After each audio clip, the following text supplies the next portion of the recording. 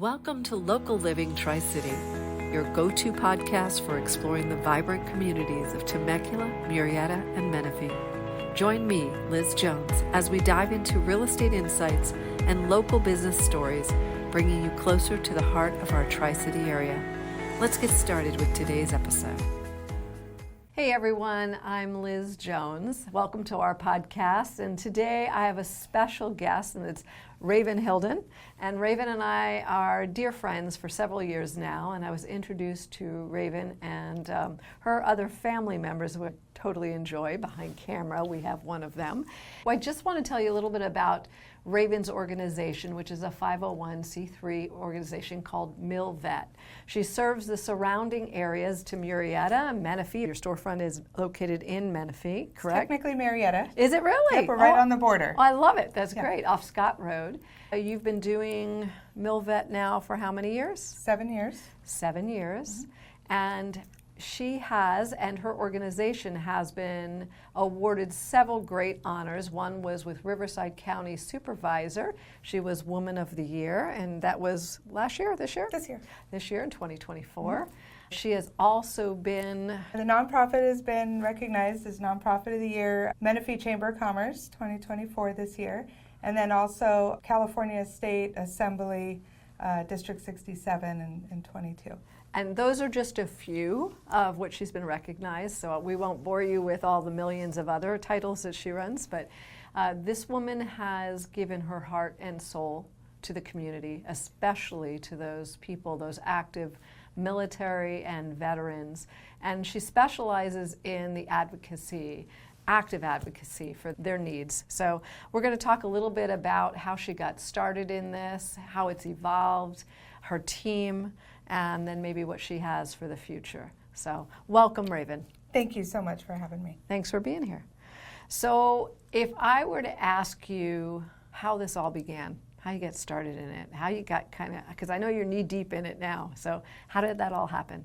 It started small. In 2016, I started the nonprofit as a way to provide resources, bring the community together, and honor and support our active duty and veterans and their families. Since then, it just continues to grow with our amazing team and community, and it's been such a blessing, such an amazing thing. For the deployed troops, I've been at a couple of your packing events, and they range from small 40 people all the way up to this weekend you have an event, and you told me over 200 people at Storm Stadium are coming.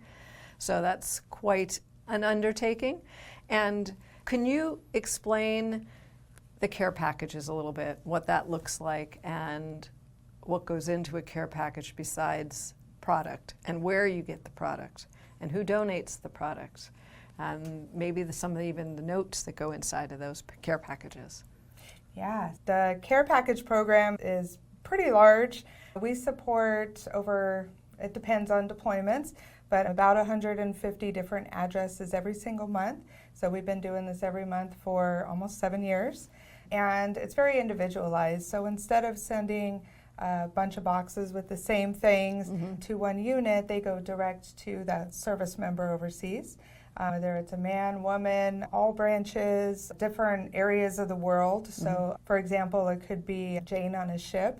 We also take special requests. So if Jane is in need of maybe hair ties or feminine items, or maybe just is missing Oreos and it's their first deployment or something, then we have a list of those needs, and then each month we invite the community to come out and pack those boxes with us, and they'll get a list, and it's like a scavenger hunt, so they'll go and try to find Jane all of the items that she really wants or needs.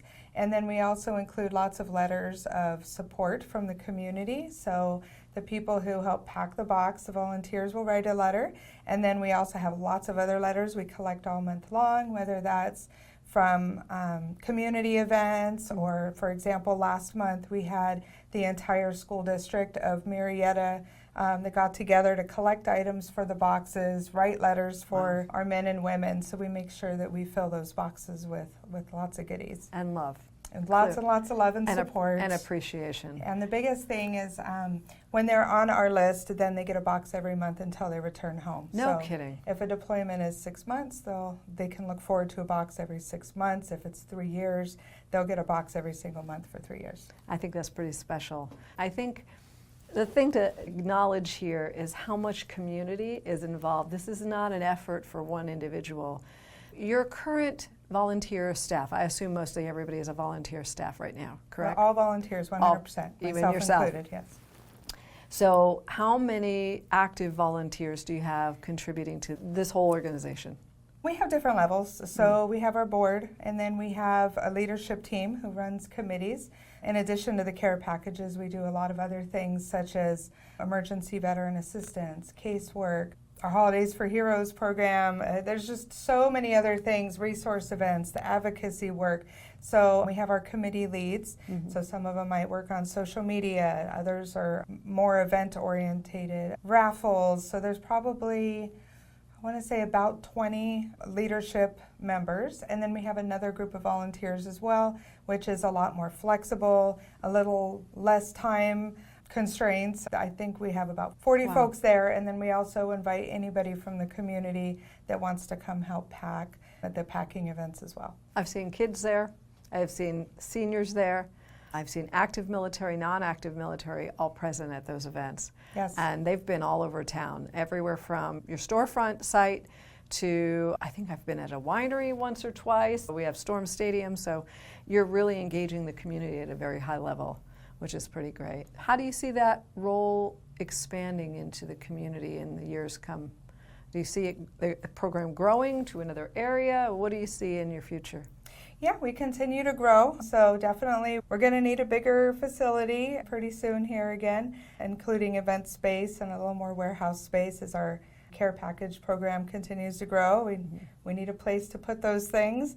We also have a Holidays for Heroes program for children of military families. Last year, I think we supported about 250 youth, and then we collect items for the holidays for them and then invite their families out for just a big fun Wonderland event with food and crafts, Santa, snowmen, the whole thing. It's just a lot of fun, and then at the end of the day, then they get to take their gifts home. Wow. How many events do you think that Milvet supports each month for the community, if you had to guess? If I had to guess, there's different times of the year. Sure. 'Cause, definitely like November, December are busy months. Heavy. But I would say on average, probably at least 4. Wow. Yeah. Wow. That's a very active schedule. Yes. Yes, we have a great team. Now, how is that supported financially? Where do you get the materials that go into your packing? Where do you get the people that are advocates for the veterans? How do they get coverage? Are they volunteers too? How do you interface with businesses like Costco or somebody in the community to get your materials? Yeah, it's all community. It really is. And just support from local organizations, individuals, and different partnerships with other local groups. So over time, you've built a list of go-tos. One of your volunteers will pick up a phone call, say, hey, we're low on X. Do you mind donating? Is that how it's done? Or Pretty much. Pretty much. Pretty much. We're blessed to have some consistent partnerships for sure that definitely help us do what we do. And then we have others that are once a year, they're like, hey, we want to support. And some of that could be the care packages. We also have a pantry in our storefront with food items and household items for our veterans once they're here at home. So we have other ones that support that. It's a variety of programs and just an amazing community that supports them. Wow.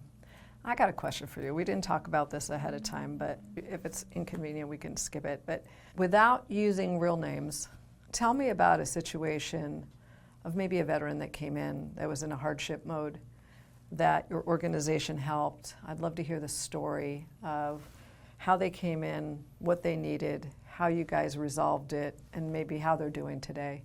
There's so many. I know. But one that comes to mind is a female veteran, and she was brand new to the community. She had left a very volatile situation, and really with just the clothes on her back and along with 6 kids. really they didn't know the area, they didn't have a connection to the community, wasn't sure of what resources were available. We were able to, with our emergency assistance program, definitely get some clothes because we have brand new clothing on hand at our storefront, some clothes for her and her children, food cards and gift cards to get her through while we were able to connect her with local resources to increase her benefits as well. So those benefits are able to bring in more monthly income, be able to qualify for housing, and she's doing amazing today. She just started, or I think it was about 6 months ago, I think she just started college. Wow. The kids are doing good, she's employed, and she's connected with her community, and she stops in very periodically and to say hi and give us some updates, and wow. It's just a beautiful thing. That's awesome. I can't imagine being in a place where I have a large family, 6 kids, probably under a certain age, having to go to work. They're itty-bitty ones? Yeah, most of them are pretty young.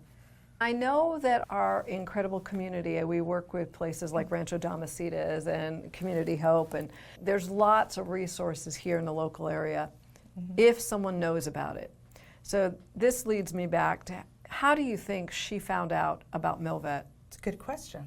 Didn't ask that one, huh? I'm not sure, but we try to make sure that we're out there, whether it's our storefront and online listings, but we also go to a lot of events to where our veterans are. For example, we're at a lot of the bases, deployment ceremonies, resource events, so that our military families know where to find us or refer somebody else to us. Yeah, that's awesome.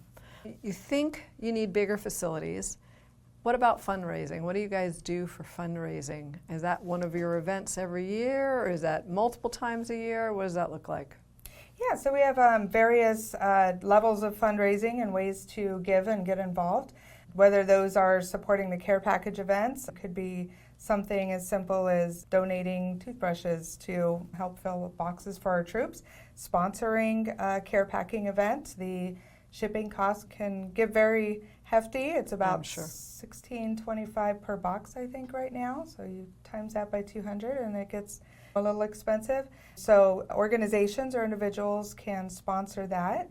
We have our large annual fundraiser, which is called our Milvet Salutes, and that is a lot of fun. It's at the Marchfield Air Museum. We have live music and just a big buffet, and then we honor our military individuals and organizations in the community to recognize those who have served and then those who also are continuing to give back to our community. Wow. And that one's September 20th this year. Coming up? Yes. For those of you who haven't seen that. A lot of fun. And they can go, we'll list your website, but they can go to your website because it's probably posted on there. Yes. Okay. So before we started the podcast, you had mentioned, since I happen to be in real estate, that there's several advocacy programs, or at least ways that people can come to Milvet and support their desire. I guess they need to have some eligibility to use the VA loan. There might be some benefits if they're going on disability, things like that, because obviously if someone's facing losing their home, there's going to be options that you might be able to do to help them. Could you go through maybe 1 or 2 examples of something that may have sounded like that, a story that you can share with us? Sure. So we've now partnered with the County of Riverside with their Veteran Service Officer, which is fantastic because the closest facility in our area is Hemet or Riverside. So that can be tough for some of our older veterans or just folks that might have a hard time getting out there.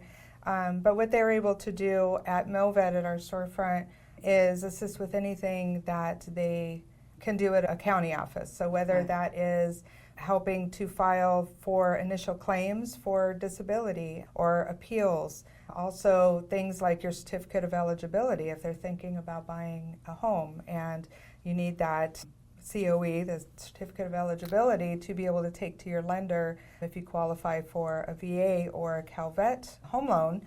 So we're able to provide those. It's a walk-in basis, the second and fourth Tuesdays from 9 to 4. They can also assist with things like education benefits, all kinds of benefits that can help whether they're looking to buy a home or to increase their monthly income and things like that, which is very, very important. It almost sounds like you're well-versed, or your team is well-versed on many different programs and offerings. You have people from the county that actually come to your office and make themselves available so that they can save some time. So when it comes to either saving money, saving their existing house, finding a loan, increasing benefits, you can help them through all of those hurdles that do come up. Yes. That's awesome. And they find you because word of mouth? Yep, word of mouth and great partnerships. Wow. One of those is we also are the host location for Senator Sayarto's Veteran Committee, and that's once a month where we meet with offices of the Congressman, Assembly, Senate, U.S. Vets, Vet Centers, Wow. VAs, the county. So we all come together to discuss issues pertaining to veterans in the community. So maybe if a benefit isn't there or it needs to be improved upon, we serve as advocates to do that and influence legislation that can help better the lives of our military and families. Also, we discuss events and things, different ways to support each other's organizations as a collective group. Wow, I love it. And since you're talking about it and what the challenges that people might have go through, you referred a book to me that I devoured, by the way. The Women, do you remember who the author was? Kristen Hanna. Kristen Hanna. Yeah. The Women, as I would describe the story, is back in the 60s, there was a young family and their brother went off to Vietnam and he served.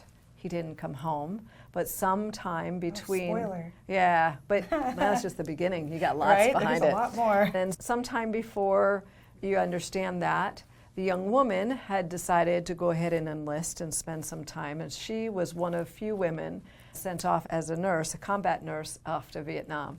It's written in such a way where you will actually be part of what they went on, and then returning home and what that looked like, and going on into future years and what that looked like, and how it affects your life in many, many ways. It was a powerful book, and it also brought to life what you do for these men and women that are struggling. And even in her book, she mentioned several places where she felt supported and some places she did not feel supported, as very often happens. Very compelling. Yeah, so a good read in case you guys are looking for that. Well, is there anything else you want to add here? Any big asks that you have from our audience today?